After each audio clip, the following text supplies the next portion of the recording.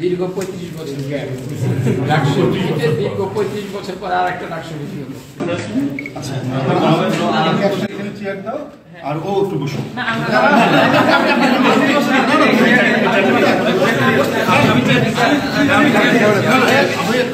আমি চেয়ার দিচ্ছি ও একটু বসো।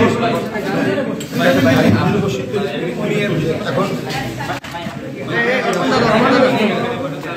দাদা আমি তো বসে দাদা এখন মানে দুটাই হলো ভাই একটু সামনে যান না ভাই ভাই তুমি তো